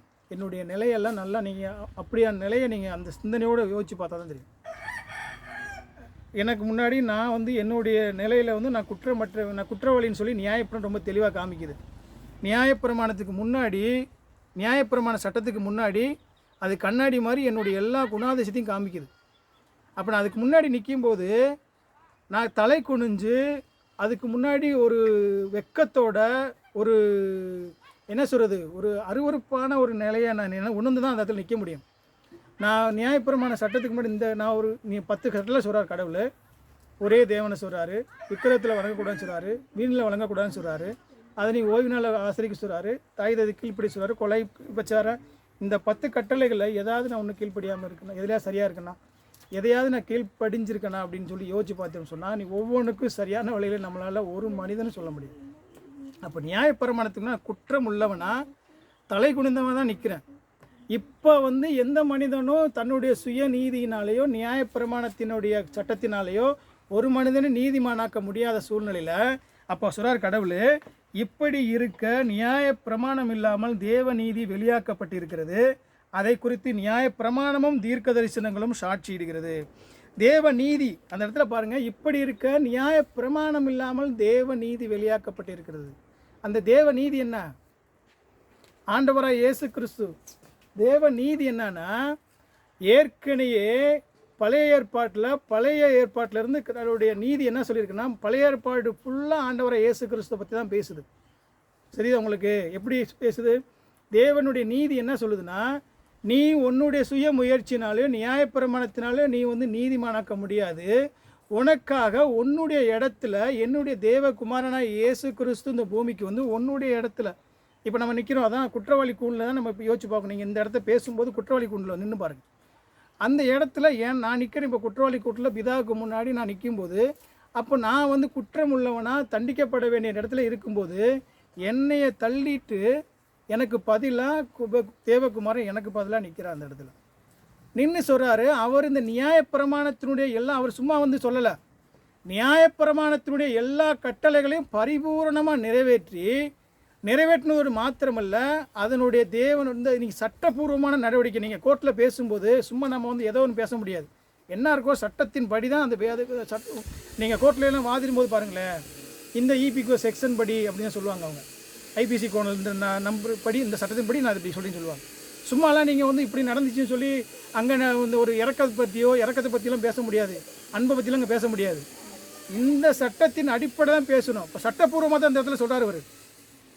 சட்டப்பூர்வமாக என்னன்னா, நியாய பிரமாணத்தினுடைய எல்லா நீதி சட்டங்களையும் எனக்கு பதிலாக என்னுடைய இடத்துல இருந்து எனக்காக என்னுடைய தேவனாய ஆண்டவரை இயேசு கிறிஸ்து நிறைவேற்றியிருக்கிறாரு. அந்த நிறைவேற்றின ஆண்டவர் இவர் தான் என் ரட்சகர். இவர் என் ரட்சகர், இவர் என் ஆண்டவர், என்னுடைய தேவகுமாரன் சொல்லி நான் எப்போ அறிக்கையிடனோ விசுவாசிக்கிறனோ, நான் விசுவாசிக்கிற போது பிதா தீர்ப்பு எழுதுகிறார். இவன் நிரபராதி, நீதிமான். எப்போ? கிறிஸ்துக்குள்ளாக நான் நீதிமான் தீர்ப்பு எழுதுகிறார். இந்த இடத்துல 22 வசனம் படிங்க ஒரு ஆள். அந்த இடத்துல படிக்க எழுதுகிறார் பாருங்க. 28 ஆதலால் மனுஷன் நியாய பிரமாணத்தின் கிரியைகள் இல்லாமல் விசுவாசத்தினாலே நீதிமானாக்கிறன்னு தீர்க்கிறோம். தீர்ப்பை எழுதுகிறார். ஜட்ஜு எழுதுகிறார். பிதா எழுதுகிற தீர்ப்பு என்னன்னா, நியாய பிரமாணத்தினுடைய மனிதனுடைய சுய நீதினால நியாயப்படுற கிரியனால இல்லாமல் விசுவாசத்தினால இவன் நீதிமான் என்று நான் தீர்க்கிறோம் சொல்லி தீர்ப்பு ஜட்ஜ்மெண்ட்டே எழுதுகிறார் அவர். அப்போது நம்மளுடைய எந்த இடத்துல கடவுளை நம்மளை வைக்கிறாருங்கிற நல்ல புரியுதுன்னா, ஆண்டவராக இயேசு கிறிஸ்து எனக்காக, அதாவது நான் இதில் எதுவுமே நான் செய்யலை, என்னுடைய எந்த விதமான காரியமும் செய்யலை. கடவுள் எனக்கான எல்லா விதமான தண்டனைகளையும் அந்த சட்டப்பூர்வமாக, அதாவது அதில் நியாயப்பிரமாணத்தை சும்மா அவர் நிறைவு நிற்கலை. நீங்கள் இந்த இறையியலை சரியாக புரிஞ்சுக்கணும். இறையியல் என்ன வருதுன்னா, கடவுள் சட்டப்பூர்வமாக அவர் பூமியில் எப்படி மனிதனை வந்தார், 30 வருஷம் மனிதனை வாழ்ந்தார். அது வரைக்கும் யூதனுக்கு கொடுக்கப்பட்ட சட்டத்தின் அடிப்படையில் அவர் எந்த ஊழியத்தையும் ஆசாரிய பண்ணி தேவாலயத்தில் போய் ஆசாரிய பண்ணி செய்யணும்னா 30 வயசுக்கு மேலே தான். அதை கூட 30 வயசுக்கு மேலே தான் ஊழியத்துக்கே வர்றாரு. அவர் எல்லா ஒழுங்கு சட்டங்களையும் நியாயப்பிரமாணத்தின் அடிப்படையில் நீதியாக நிறைவேற்றணும் மாத்திரமல்ல, என்னுடைய எல்லா தண்டனைகளையும் நிறைவேற்றி எனக்கு உண்டான தேவ நீதி. இப்போ என்ன சொல்கிறதுனா, எனக்கு பாவம் இருந்த இடத்துல என்ன வைக்கிறாரு? தேவ நீதியை வைக்கிறார். இப்போ எனக்கு பாவம் மன்னிப்பு மட்டும் கொடுக்கல, எனக்கு பாவம் மன்னிக்கப்பட்டதுன்னு மட்டும் சொல்லலை, தேவகுமாரனுக்கு பாவம் மன்னிக்கப்பட்டிருக்கு. அவர் சட்டப்பூர்வமாக என்னுடைய தண்டையை அனுபவித்தது மாத்திரமல்ல, என்னுடைய பாவம் இருந்த இடத்துல அவருடைய நீதியை வைக்கிறார். இந்த காரியங்கள் புரிதெல்லாம் உங்களுக்கு சரியான வழியில் புரியலைன்னு சொன்னால், இந்த நான் எப்படி நீதிமான் என்று தீர்க்கப்பட்டுக்கிறேன், நான் எப்படி இந்த நீதிமான் தீர்க்கிறது டெய்லியாக தீர்க்கிறாரு. ஒவ்வொரு நாளும் நான் பாவம் செய்யும் போதா? நான் ஒவ்வொரு நாளும் பாவம் செய்கிறேன். இன்றைக்கி நான் பாவம் செஞ்சுட்டு இல்லையா? நான் பாவம் செய்யும்போது இன்றைக்கி நீதிமான் தீர்க்கிறாரா? எப்போ நான் சுவிசேஷத்தை கேட்டு இந்த தேவ நீதினு என்ன சொல்லியிருக்கு? தேவநீதி என்ன சொல்லுதுன்னா, இவர் ஆண்டவராக இயேசு கிறிஸ்து, இவர் எனது பாவங்களுக்காக இந்த பூமியில் மனிதனாக என்னுடைய பாவத்தினுடைய பாவத்தினுடைய எல்லா பரிகாரத்தையும் அவர் என்னுடைய நீதி சட்டத்தின் அடிப்படையில் நிறைவேற்றி எனக்காக எல்லாம் செய்து முடித்தோடு மாத்திரமல்ல, அவர் மரித்தார், உயிரோடு எழுந்தார் அப்படிங்கிறத முழுமையாக விசுவாச்சு இந்த நீதியை நான் விசுவாசிக்கிறேன். இந்த நீதியை, தேவனுடைய நீதியை இதுதான் உண்மையை விசுவாசிக்கிறேன். இந்த நீதியை விசுவாசிக்கும் போது தான் நீதிமான்னு தீர்க்கிறோம். அது வரைக்கும் நான் அவரை நீங்கள் நிறைய பேர் பிசாசும் கடவுளை விசுவாசிக்கிறதோ கடவுளை நம்புறதோ முக்கியம் இல்லை. இந்த தேவ நீதியை நான் உள்வாங்கி சரியான வழியில் புரிஞ்சிருக்கணும். இப்போது ஆபிரகாமுக்கு சொல்கிறாரு ஆண்டவர். ஆபிரகாம் என்ன சொல்கிறாரு? உனக்கு ஒரு ஆள் 15 அதிகாரம் எடுங்க. ஆதியாம் 15 எடுங்க. அவன் நீதியாக எண்ணப்பட்டதுன்னு சொல்லி எந்த இடத்துல சொல்கிறார் நீங்கள் அந்த இதில் அந்த அர்த்தத்தோடு புரிஞ்சுக்கோங்க. அவனுக்கு விசுவாசித்தான் அவனுக்கு 15 பாருங்கள். அவருக்கு வானத்தை என்ன சொல்கிறாரு, அவருக்கு எல்லா விதமான நட்சத்திரங்களை எல்லாத்தையும் வந்து காமிக்கிறார் வானத்தை குட்டி வச்சு. இதில் என்ன குடும்பம் என்ன எண்ணிக்கை இதில் என்ன சொல்லிவிட்டு அவளை இவைகளாம் நோக்கி உன்னுடைய சந்ததி இவ்வளவா இருக்குன்னு சொல்கிறாரு. சந்ததி இருக்குன்னு சொன்னதை என்ன பண்ணாவன், அவன் கர்த்தரை விசுவாசித்தான். சரியான வார்த்தை அறியல அந்த இடத்துல ஆமேன்னு சொன்னான். ஆமேன்னு முழுசாக அதை நம்பினான். விசுவாசங்கிறது நீங்கள் எப்படி நினைக்கிறீங்கிறது தெரிஞ்சுக்கோங்க. விசுவாசங்கிறது நம்ம கேட்ட வசனத்திலே சொல்லுவோம், காணப்படா நிச்சயம்னு சொல்லி வசனத்தை சொல்லுவோம். ஆனால் விசுவாசங்கிறது நான் பெற்ற அறிவை, நான் அறிந்த அறிவை என்னுடைய அதை நம்பி அப்படியே நான் வந்து எந்த விதம் அப்படியே அதோடு இசைந்து வாழ்கிறது, அதை நம்பி வாழ்கிறது. எனக்கு அறிவு கிடச்சிருக்கு, இந்த அறிவு நான் தேவநீதின்னு சொல்கிறது, இந்த நம்பி இதை நான் உணர்றது மாத்திரமல்ல அது முழுமையாக நான் இசைந்து அதோடு வாழ்கிறது. அதான் விசுவாசம். விசுவாசங்கிறது ஒரு எது ஒன்றும் இல்லைனாலும் விசுவாசம் கிடையாது. அப்போ அந்த விசுவாசத்தின் அடிப்படையில் ஆண்டவர் சொல்கிறாரு, அவன் அதை விசுவாசித்தான், அது அவனுக்கு நீதியாக எண்ணப்பட்டுச்சு. அதுதான் வந்து அவன் நீதிமான் தீர்க்கிறார். அந்த இடத்துல கடவுளுடைய வார்த்தையை அந்த விசுவாசிக்கிறான், அந்த விசுவாசம் அவனுக்கு நீதியாக எண்ணப்பட்டுச்சு. அதே நீதி தான் உங்களுக்கு எனக்கு சொல்கிறாரு. அதே தான் சொல்கிறார் ஆண்டவர். கடவுள் சர்வலோக நியாயாதிபதி, அவர் எல்லா இடத்துலையுமே செய்யணும்னா கடவுளால் வந்து ஒருத்தனை குற்றவாளின்னு சொல்லி நிரபராதின்னு தீர்க்க முடியும். ஆனால் அவர் எல்லா இடங்களையுமே எப்படி ஈடுபடார், ஒரு மனிதனோட சட்டபூர்வமாக. ஏன்னா அவர் நீதியுள்ள தேவன். நீங்கள் கொஞ்சம் கவனித்து புரியணும். கடவுள் நீதியுள்ள தேவன். அவர் வந்து சும்மா வந்து சட்டபூர்வமாக அந்த அவருடைய நீதி சட்டத்தின் அடிப்படையில் தான் உங்களோட என்னோட வந்து அது அந்த அந்த காரியத்தில் நீதிமான் தீர்க்கிறதுக்காக ஈடுபடுறார். அப்போ அவர் என்ன சொல்கிறாரு, அவர் நம்முடைய எல்லா செயல்களுக்கு எல்லாவற்றும் நான் கணக்கு கொடுக்க வேண்டிய இருக்கிற சூழ்நிலையில் அவர் என்ன சொல்கிறாரு, நான் என்ன நீதிமான் தீர்க்கலைன்னு சொன்னால் நான் வந்து தப்பிக்கவே முடியாது. அதனால தான் ஒரு நீதிமன்றத்தில் வந்து ஒரு குற்ற விசாரணைக்காக கொண்டு செல்லப்பட்ட ஒரு மனிதனை வந்து விசாரிக்கப்பட்டு அவன் நிரபராதின்னு சொன்னால் அவன் நீதிபதி என்ன சொல்வார், அவனை நீதிமான் சொல்லி விடுதலை செய்வார். அப்படியான ஒரு குற்றவாளி கூண்டில் இருந்து தான் உங்களை என்னையும் விடுவித்திருக்கிறார். நீங்கள் உங்களுக்கு எனக்கு அந்த அப்படியான உள்ளான விசுவாசத்தில் நீங்கள் நீதிமானாக்கப்பட்டவங்களா, நீதிமானாக நீங்கள் இருக்கிறீங்களா அப்படிங்கிறது உங்களுடைய தனிப்பட்ட முறையில் நீங்கள் உணர்ந்து பார்க்க இன்றைக்கி அழைக்கப்பட்டிருக்கீங்க. நான் கடவுளுடைய தேவ நீதியை எந்த மாதிரியான விசுவாசிக்கிறேன். இன்றைக்கி கூட சுயநீதியை நம்பி நிறைய காரியங்கள் நம்ம ஈடுபடுறோம். நீங்கள் இது வந்து நீங்கள் வந்து எப்பயுமே வெறும் காதால் கேட்டு புரியுறதில்ல. இந்த சத்தியம் யாருக்குமே வந்து உணர்வு அடையாது, இதனுடைய ஆழம் புரியாது. நான் நீதிமானாக்கப்பட்டதை கடவுளோட தனிப்பட்ட முறையில் ஆண்டவராக இயேசு கிறிஸ்துவை நான் விசுவாசிக்கிற விசுவாசத்தில் அவரோட உறவில் நான் நீதிமானாக்கப்பட்ட அந்த உள்ளான ஒரு அனுபவம் எனக்குள்ளே இருக்குதா. இப்போ நான் சொல்கிற வார்த்தையை அறிவாக விளங்கி கொள்றதுக்கும் அவருடைய தனிப்பட்ட முறையில் கடவுளோட உறவில் அவரை எந்த அளவுக்கு என் வாழ்க்கையில் எப்படி நான் நம்புகிறேன், எந்த அளவுக்கு நான் விசுவாசிக்கிறேன், எல்லா காரியத்திலும் என்னுடைய நடவடிக்கையிலையும் கடவுளை நான் எப்படி விசுவாசிக்கிறேன், அதான் எனக்கு ஆமீன்னு சொல்லி விசுவாசத்தை அதான் நீதியாக என்னப்படுன்னு சொல்கிறார். கடவுள் வார்த்தையை சொல்லுதுன்னா அதை எந்த அளவுக்கு நான் ஏற்றுக்கொள்கிறேன், விசுவாசிக்கிறேன். எல்லா இடங்களுமே நம்ம என்ன நினைக்கிறேன், எனக்கு கொஞ்சம் நல்ல மனசு இருக்குது, நான் சில நல்ல காரியங்கள் செஞ்சால் பரவாயில்ல, இதெல்லாம் வந்து எனக்கு ஒரு என்ன சொல்கிறது, கடவுள் என்னை வந்து கடவுளோடு நான் சமாதானம் ஆகிறதுக்கு, கடவுளோட நான் நன்மையான காரியங்களோடு இருக்கிறதுக்கு இதெல்லாம் சரின்னு சொல்லி நம்மளுடைய சில நேரங்களில் நம்ம தனிப்பட்ட முறையில் நம்மளை பற்றி யோசிப்போம். ஏன்னா நான் அவங்களோட உண்மையாகவே எனக்கு நல்ல மனசுலாம் இருக்குது, அந்த மாதிரிலாம் எனக்கு இயற்கையாகவே கடவுள் எனக்கு அப்படி இல்லை. அப்போ நான் நீதிமான் தீர்க்கிறதுக்கு சில காரியங்கள் என்னுடைய காரியத்திலிருந்து சில நான் நன்மையான காரியங்கள் என்கிட்ட இருக்குது என்று வெளிப்பட்டிருக்கு, இதெல்லாம் இருக்குதுன்னு சொல்லி நம்மளுடைய சுயத்தை சில நேரங்களில் நம்மளுக்கு அது கண்டிப்பாக வெளிப்படும். அடுத்தவங்களை பார்க்கும்போது இவ்வளோ மோசமாலாம் இல்லை அப்படின்னு சொல்லி. அப்போ அந்த சுய நீதியே அப்போ நீங்கள் பார்க்குற ஒன்று தான் கடவுளுடைய பார்வையில் அந்த அழுக்கு, அந்த அப்பற்றமான அழுக்கு, உங்களுடைய நீங்கள் குப்பையும் கந்தலுமா இருக்கிற அர்த்தம்லாம் என்னன்னா, சாக்கடைக்குள்ளே போட்டு அந்த சாக்கடைக்குள்ளே கிடக்கிற ஒரு சாக்கை தூக்கி போட்டு மறுபடியும் எடுக்கிறது தான் நம்மளுடைய நீதி. நான் பரிசுத்தம்னு சொன்னால் அந்த அந்த அந்த இடத்துல தான் இருக்கிறார் அவர்.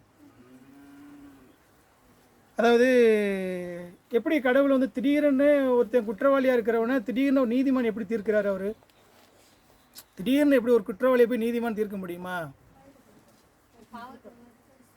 அதான் பாவத்தை உணர்றாங்க. அவர் நம்ம ஒன்று தான், கடவுள் வந்து நியாயப்பிரமாணத்தினுடைய எல்லா நீதி நிறைவேற்றி அவருடைய நீதி சட்டத்தின் அடிப்படையில் அவருடைய நீதியை எனக்கு கொடுக்குறாரு. அதாவது அவர் அந்த நீதியை குறித்து நீங்கள் பேசும்போது ஒன்று அவர் கடவுள் ஆண்டவர் ரட்சகருங்கிற மாத்திரமல்ல, அவர் மனிதனாக வந்து நியாயப்பிரமாணத்தினுடைய கட்டளை பூரணமாக கீழ்ப்படிந்தார். அது ரொம்ப முக்கியம். அது இறையியலில் ரொம்ப முக்கியம்.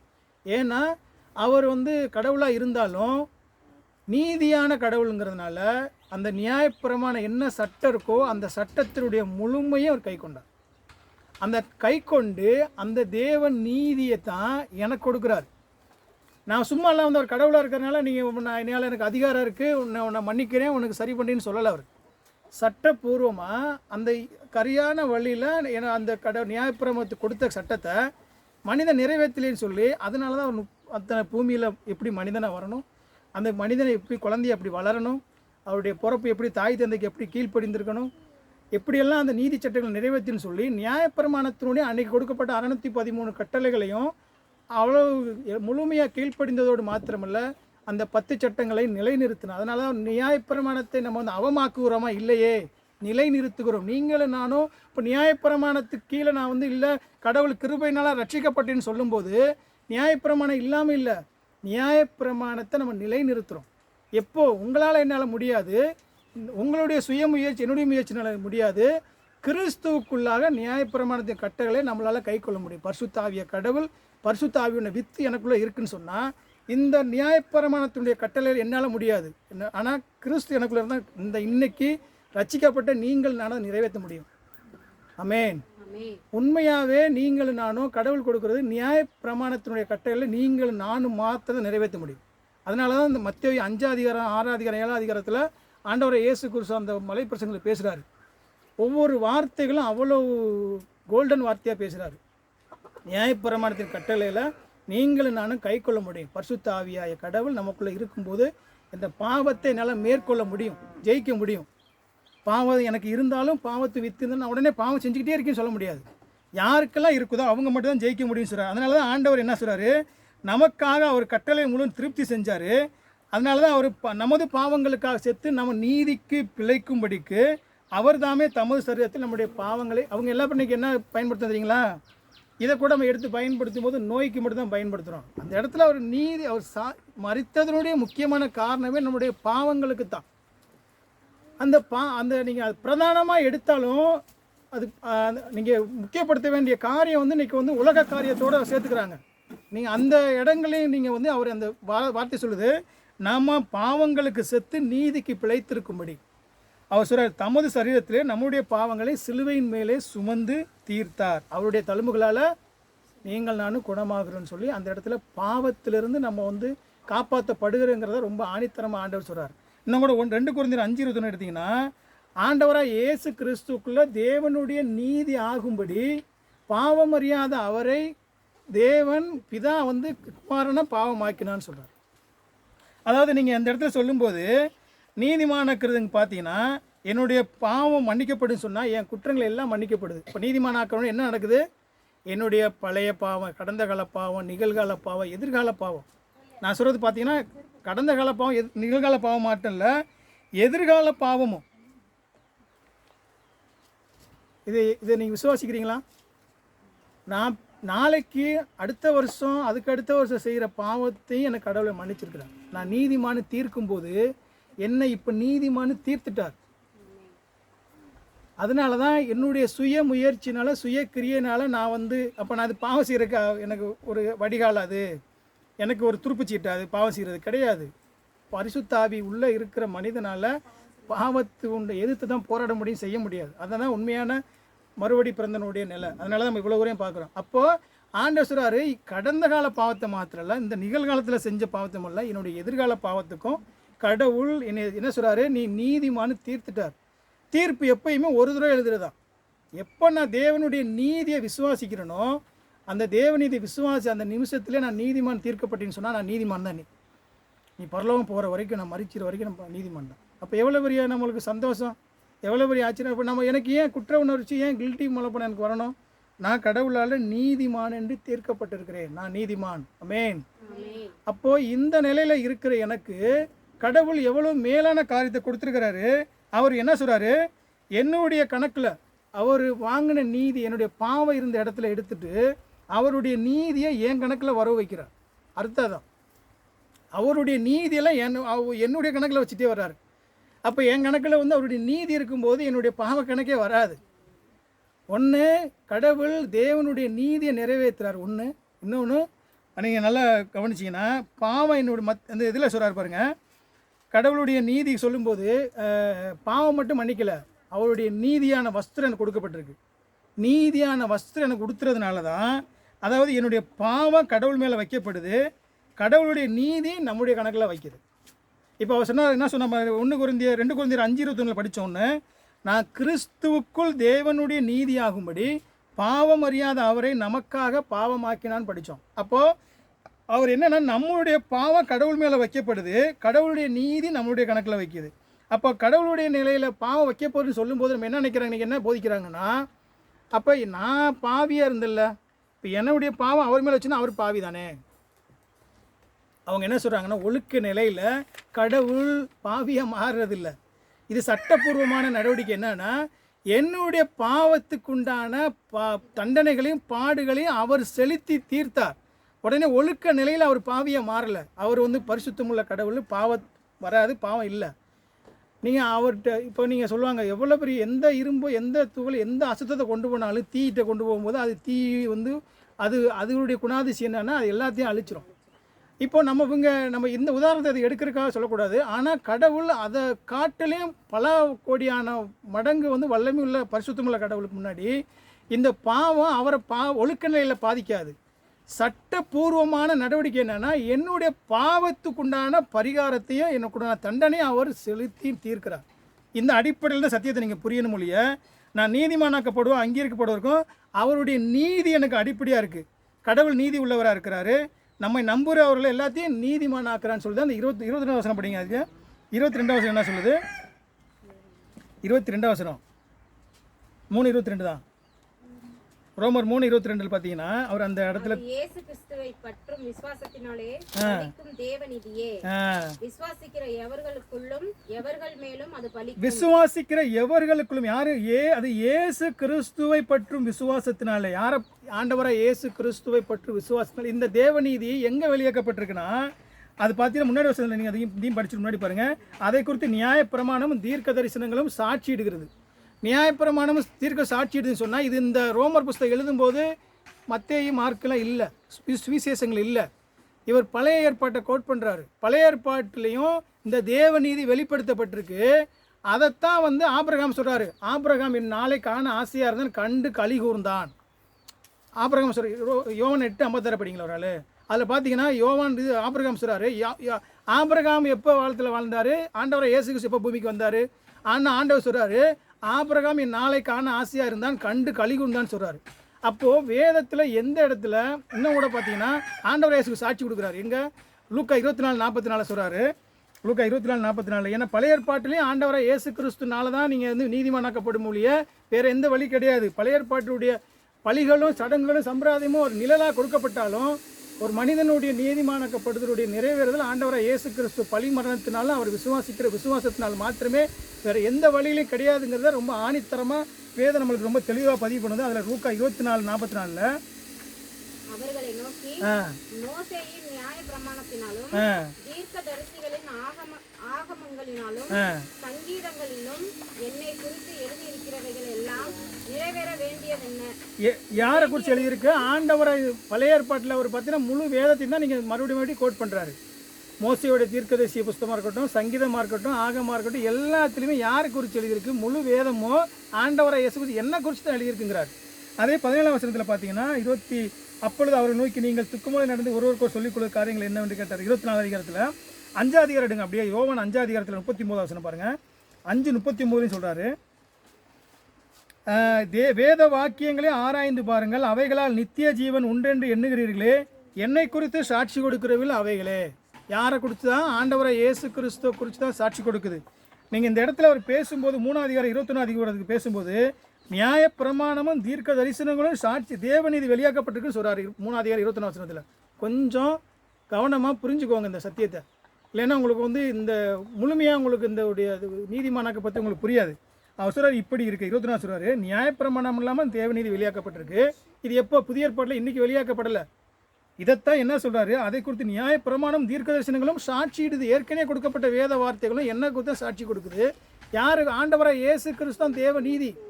அந்த தேவநீதியாக பிதாவாய கடவுள் குமாரன இயேசு கிறிஸ்துவ கடவுள் ஒரு அஜெண்டா கொடுக்குறாரு. அந்த அஜெண்டாவை என்னன்னா, மனிதனுடைய பாவ மன்னிப்பு மீட்புக்காக பூமியில் மனிதனாக வர்றாரு. அந்த ஆண்டவராக இயேசு கிறிஸ்து தான் பாடுகள் பட்டு மரித்து 3 உயிரோடு எழுந்து மனிதனுடைய எல்லா பாவ பரிகார பலி செய்து முடிக்கிறாரு. இந்த நீதி வெளியாக்கப்பட்டிருக்குது. இந்த ஆண்டவராக இயேசு கிறிஸ்துவ யாரெல்லாம் விசுவாசிக்கிறாங்களோ அந்த விசுவாசத்தின் அடிப்படையில் அவனை நீதிமானன்னு தீர்க்கணும். வேறு எந்த வழியிலும் மனிதன் என்னோட கடவுளோட ஒப்புரவாக முடியாது, சமாதானம் ஆக முடியாது.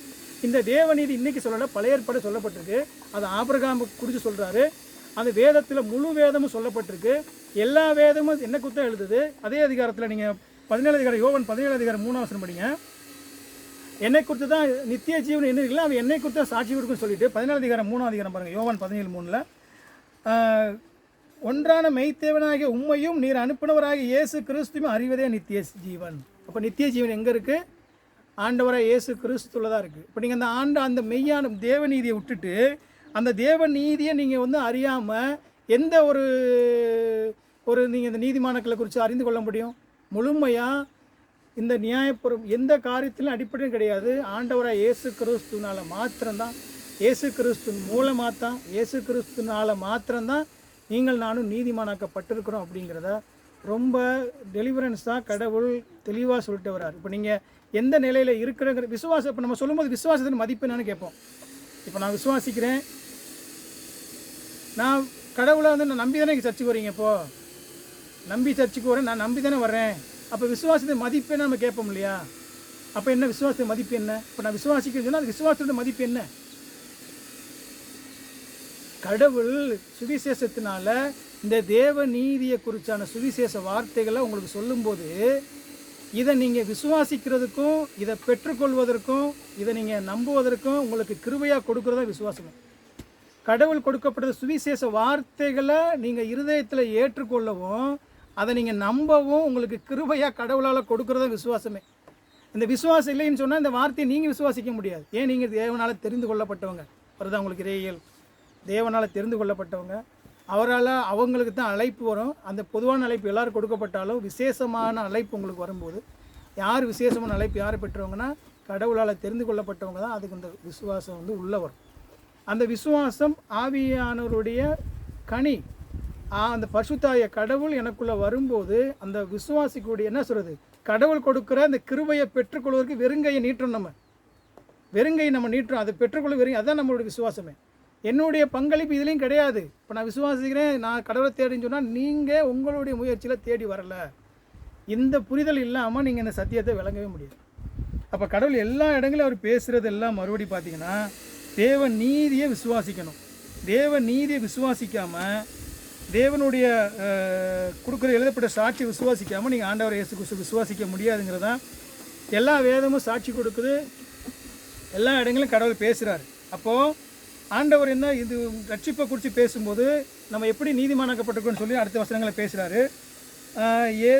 23ஆம் வருஷத்துன்னு பார்த்தீங்கன்னா எல்லாரும் பாவம் செய்து தேவ மகிமை எட்டவர்களாகி சொல்லிட்டு 20ஆம் வருஷம் இலவசமாய் அவருடைய கிருபையினாலே கிறிஸ்து இயேசுவில் மீட்பை கொண்டு நீதிமான்களாக்கப்படுகிறார்கள். இலவசமாய்ங்கிற வார்த்தை பார்த்தீங்கன்னா சரியான ஒரு பதம் பார்த்தீங்கன்னா முகாந்திரம் இல்லாமல், காரணமே இல்லாமல். இலவசமானு சொல்லும்போது நம்மளுக்கு கொடுக்குறது இலவசமாக கடவுள் கொடுக்குறாரு. ஆனால் காரணமே இல்லாமல் எந்த முகாந்திரம் இல்லாமல் நீங்கள் நானும் நீதிமானமாக்கப்படுறோம். நம்மளுக்கு நான் நீதிமானப்படுவதற்கு எந்த விதமான காரணமே இல்லை. என்னை கடவுள் என்னை நல்லவின்னு சொல்லி அவரோட என்னை சேர்த்துக்கிறதுக்கு எந்த விதமான முகாந்திரமே காரணமே இல்லை. என்கிட்ட காரணக்காரியம் என்ன சொல்லவே முடியாது. இல்லாமல் என்னை வந்து நீதிமானாக்குறான்னு சொல்லி சொல்கிறார் அந்த இடத்துல. ரட்சிப்பு வந்து இன்றைக்கி சொல்லும்போது நமது வந்து சொந்த முயற்சினால ரட்சிப்பு வந்து சாதாரணமானதில்லை, மலிவா. இன்றைக்கி ரட்சிப்பு இலவசமானதான். ஆண்டவர் சொல்லும்போது ரட்சிப்பு இலவசமானதான். ஆனால் இது வந்து ரொம்ப கவனித்து பார்த்தீங்கன்னா மலிவானது இல்லை. அந்த வார்த்தை ரொம்ப முக்கியம். ரட்சிப்பு இலவசமானது தான், ஆனால் அது மலிவானதல்ல, ரொம்ப ஈஸியானது இல்லை. இது வெள்ளியினாலும் பொன்னினாலும் சம்பாதிக்கப்பட்டதில்லை. ஆண்டவராக இயேசு கிறிஸ்துனுடைய உயிர் வந்து அவருடைய ரத்தம் சிந்தப்பட்டிருக்கு. பரிசுத்தமுள்ள கடவுளுடைய ரத்தம் சிந்தப்பட்டிருக்கு. அப்போது இது நம்ம சாதாரணமாக வரல. நீதிமானுங்கிற கடவுள் சொல்லும்போது இந்த இடத்துல நீங்கள் நல்லா கவனிச்சிங்கன்னா அவர் பயன்படுத்துகிற வார்த்தைகள்லாம் பாருங்கள். இப்படி இருக்க 25 வசனம் படிக்க பாருங்கள். தேவன் பொறுமையாக இருந்த முற்காலத்தில் நடந்த பாவங்களே தம்முடைய பொறுத்து கொண்டு தம்முடைய நீதியை காண்பிக்கும் நாம் நீதி உள்ளவரை இயேசு விசுவாசம் நீதிமானாக்குள் விளங்கும்படி இக்காலத்திலே நமது நீதியை விளங்கும் பொருட்டாகவும் இயேசு கிறிஸ்துனுடைய இரத்தத்தை பற்றி விசுவாசத்தினாலே பலிக்கும் கிருபாதார பலியாக அவரையே ஏற்படுத்தினார். அந்த வார்த்தையில் உங்களுக்கு எப்படி இருக்கு பாருங்கள். அதுக்கடுத்து வசனம் பாருங்கள். இப்படி இருக்க மேன்மை பாராட்டில் எங்கே அது நீக்கப்பட்டதே. நீ யூதனாக இருக்கிறவன் என்ன நினச்சாங்கன்னா, யூதனாக இருக்கிறோம், யூத குலத்தில் பிறந்திருக்கோம், நாங்கள் எங்களுக்கு வந்து அவங்கள பொறுத்தளவுக்கு என்னென்னா எந்த விதமான கிரியா அந்த இடத்துல படிச்சிங்க பார்த்தீங்கன்னா கிரியா பிரமாணத்தில் விசுவாசப்பட கிரியா பிரமாணம் என்ன? என்னுடைய சுய முயற்சினால் கிரியா பிரமாணம், கிரியைகள் அடிப்படையில் செயல்கள் அடிப்படையில் இந்த பிரமாணத்தினாலே இல்லை விசுவாச பிரமாணத்தில் நீதிமானாக்கப்பட்ட கிடையாது. நீ மேன்மை பாராட்டு கொண்டு ஒன்றுமே கிடையாது, உங்களுக்கு நீக்கப்பட்டாச்சு. அது மேன்மை பாராட்டுறதுக்கு மனிதனுக்கு எந்த முகாந்திரம் இல்லை. அவர் கிருபாதார பலியாக ஏற்படுத்தினான்னு சொல்கிறார். இதில் வார்த்தை பயன்படுத்துகிற பார்த்தீங்கன்னா மீட்பு, இலவசம், கிருபாதார பலி வார்த்தை எப்படி பயன்படுத்திருக்காருன்னு பாருங்கள். கிருபாதார பலின்னு சொன்னால் இப்போது நீங்கள் லேவியாரமும் 16ஆம் அதிகாரம் எடுத்து வீட்டில் போய் படிங்க. கிருபாதார பள்ளிக்கு சரியான உதாரணம் அது எப்படி இருக்குன்னா, 2 ஆடு பழைய ஏற்பாட்டில் 2 ஆடு கொண்டு வருவாங்க. அன்றைக்கி உள்ள வருஷத்தில் ஒரு தடவை அந்த பிரதான ஆசாரியம் வந்து பலி செலுத்துவோம். பலி செலுத்தும் போது ஒரு ஆடை என்ன பண்ணுவான், வெட்டி அந்த பரிசுத்த ஸ்தலத்தை கொண்டு போய் ரத்தத்தை தெளித்து மனிதனுடைய பாவங்களுக்காக என்னென்னா கடவுளுடைய கோபம் வந்து சாந்தப்படுத்துறதுக்காக செய்வான். ஒன்று. ரெண்டாவது பார்த்தீங்கன்னா இன்னொரு ஆடை என்ன பண்ணுவோன்னா தலையில் கை வைப்பார். மக்களுடைய எல்லா ஜனங்களுடைய பாவமும் அது மேலே சுமத்தப்படும். சுமத்தி என்ன பண்ணுவோன்னா இது போக்காடை விரட்டி விடுவாங்க. இந்த பாவங்கள் எல்லாம் சுமந்து திரிகிறதாகவும் பாவத்தினுடைய பரிகார பலியாகவும் இந்த 2 ஆடுமே கிருபாதார பலியாக ஏற்படுத்தினார் சொல்லி. அது என்னென்னா ஆண்டவராக இயேசு கிறிஸ்து பலியாக என்னுடைய பதிலாளாக மரிப்பாருங்கிறதுக்கு அது அன்றைக்கி வந்து நிழலாக ஏற்படுத்தப்பட்ட அந்த மரணம். கிருபாதார பலி எனக்கு பதிலாக என்னுடைய தேவன் அந்த இடத்துல பலியாக, நான் பலியாக வேண்டிய இடத்துல அவர், அதான் கிருபாதார பலி. மீட்புன்னு சொல்லும்போது அதாவது இந்த அடிமையை கைதியெல்லாம் மீட்கிறதுக்கு நம்ம செலுத்தும் மூலையை பணக்கரையும். ஒரு அடிமையை வந்து நம்ம விலைக்கு முன்னாடி அடிமை இருந்துச்சு, இப்போ ஒரு காசு கொடுத்து வாங்குற மாதிரி தான். கைதியை வந்து ஒரு கைதி இருக்கான், அவனுக்கு வந்து தண்டனைக்கு குற்றத்துக்கு உண்டானது, அவனுக்கு குற்றத்தினோட என்ன சொல்கிறது கோர்ட்டு வந்து ஃபைன் போட்டிருக்குன்னா ஃபைனை செலுத்தி அவனை மீட்கிறது. கைதினா அன்றைக்கெலாம் அடிமையில் வியாபாரம் பெருசாக இருந்துச்சு. ஒருத்தனை அடிமையில் இத்தனை காசுக்கு வாங்கிக்கலாம். அந்த அடிமைக்கு பணத்தை செலுத்தி மீட்கிறது. அவர் பயன்படுத்தின வார்த்தைகள் எல்லாமே எந்த நிலையில் இருக்கிற அவனால் ஒன்றுமே அந்த அடிமையால் எந்த வழியிலும் அவனால் மீட்க முடியாது. கைதி உள்ளே இருக்கும்போது அவனாலையும் வெளியே வர முடியாது. அப்போ நீ கிருபாதார பள்ளின்னு சொல்லும்போது இலவசமாக முகாந்திரம் இல்லாமல் அந்த பயன்படுத்தின வார்த்தையினுடைய ஆழத்தெல்லாம் புரியும் போது உங்களுக்கு எனக்கு கொடுக்கப்பட்ட மீட்பும் நீங்களும் நானும் நீதிமானாக்கப்பட்ட மேன்மையும் எவ்வளோ மகத்துவமானதுன்னு சொல்லி ரொம்ப சொல்கிறார். அதனால தான் நீங்கள் போய் மறுபடியும் படித்து பாருங்கள் வீட்டில் போய். அந்த லேவியாமர் 16ஆம் படிங்க, யோவான் அதிகாரம் எடுங்க. இப்போ அந்த அவருக்கு சொல்கிறார் கிருபாதார பள்ளி சொல்கிறார், கிருபாதார பள்ளியாக அவரை ஏற்படுத்தினான்னு சொல்லி யோவான் 2:2 நான் படிக்கிறேன் பாருங்கள். அந்த கிருபாதார பள்ளியை குறித்து கடவுள் அழகாக பேசுகிறார். கிருபாதார பள்ளி யோவான் 2:2. நம்முடைய பாவங்களை நிவர்த்தி செய்கிற கிருபாதார பலி அவரே, நம்முடைய பாவங்களை மாத்திரமல்ல சர்வலோகத்தின் பாவங்களையும் நிவர்த்தி செய்கிற பலியாக இருக்கிறார். ஆமென். அவர் நம்முடைய பாவங்களை மாத்திரமல்ல சர்வலோகங்களையும் நிவர்த்தி செய்கிற கிருபாதார பலியாக இருக்கிறார். 4ஆம் அதிகாரம் 10ஆம் வசனம் பாருங்கள். நாம் தேவனிடத்தில் அன்பு கூர்ந்ததனால் அல்ல, அவர் நம்மிடத்தில் அன்பு கூர்ந்து நம்முடைய பாவங்களை நிவர்த்தி செய்கிற கிருபாதார பலியாக தம்முடைய குமாரனை அனுப்பினதுனாலே அன்பு உண்டாயிருக்கிறது. அப்போது எல்லா இடங்களையுமே அவர் தான். இந்த சத்தியங்கள்லாம் கேட்கும்போது அவர் சொல்கிறாரு, உனக்கு மேன்மை பாராட்டுறதுக்கு ஒன்றுமே இல்லை. யார் கிருபாதார பள்ளியா மீட்பா மேன்மையாக அவர் ஏற்படுத்தியிருக்கிறாரு. இதில் நீங்களும் நானும் எந்த விதத்துலையும் மேன்மை பாராட்ட முடியாது, அது நீக்கப்பட்டுச்சுன்னு சொல்கிறார். நீக்கப்பட்டுச்சுன்னு சொல்லிட்டு அப்போ என்ன இந்த சத்தியம் நம்மளுக்கு என்ன பண்ணணும்? இந்த சத்தியம் என்ன பண்ணணும்? என்னை வந்து தாழ்மைப்படுத்தணும். என்ன கடவுளுக்கு முன்னாடி நான் நீதிமானாக்கப்பட்டிருக்கேன்னு சொன்னால் இவ்வளோ பெரிய மேன்மையான காரியத்திலேருந்து கடவுள் என்ன நீதிமான் ஆக்கியிருக்காரு, என்ன முழுமையாக என்ன தாழ்மைப்படுத்தணும், அது கடவுளுடைய ஐக்கியத்தோடும் கடவுளுடைய பிள்ளைகளோடும் நம்மளோட ஐக்கியப்பட வைக்கணும். என்னுடைய கடவுள் இன்றைக்கி நீ பார்த்தீங்கன்னா நம்மளுடைய கடவுளுடைய நம்ம ஐக்கியத்தோடு நம்ம ஐக்கியப்படுறவங்களாக இருக்கணும். முக்கியமான காரியம் பார்த்தீங்கன்னா என்ன நம்ம கடவுளோடு ஐக்கியப்படணும்.